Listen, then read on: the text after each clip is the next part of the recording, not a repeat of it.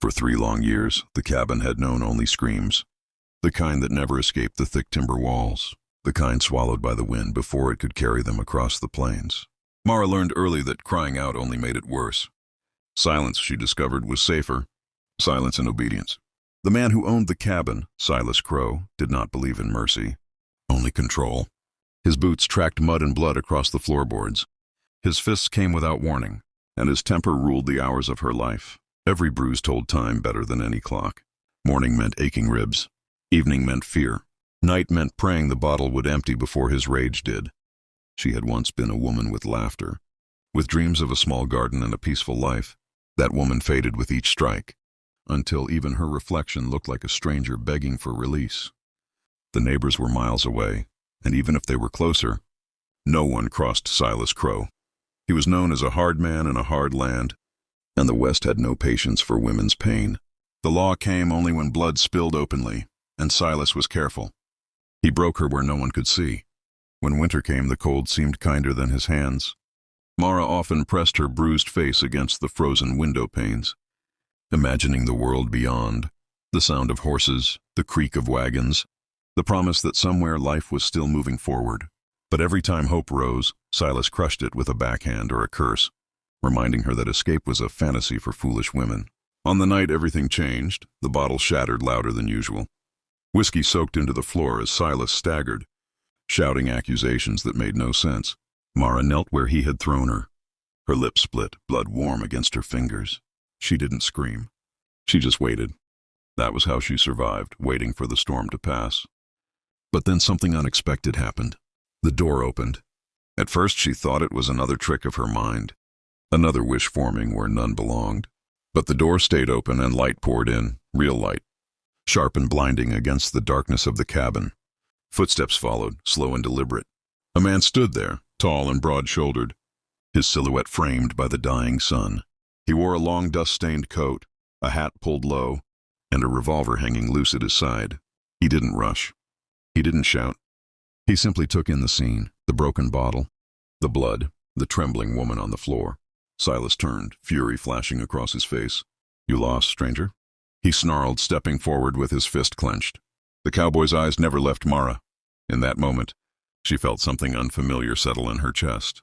Not fear, not resignation. Something else. The cowboy spoke quietly, his voice steady as iron. "I reckon I found exactly what I was looking for," Silas laughed, cruel and sharp, unaware that the balance of his world had just shifted. Outside, the wind howled, carrying with it the promise that the West had not forgotten justice after all. The room felt smaller with the cowboy inside it, as though the walls themselves leaned in to witness what came next. Silas swung first, years of unchecked violence driving his arm forward. But the cowboy was faster. The sound of bone meeting bone echoed through the cabin, followed by a cry of shock rather than pain. In seconds, the man who had ruled Mara's life lay disarmed and bleeding, his power stripped away as easily as a hat blown off in a storm. The cowboy didn't kill him, not then. He tied him methodical and calm, as though this was a task long overdue. When it was done, he finally turned to Mara and knelt beside her, his voice softer now. "You're safe," he said. The words felt unreal, fragile as glass.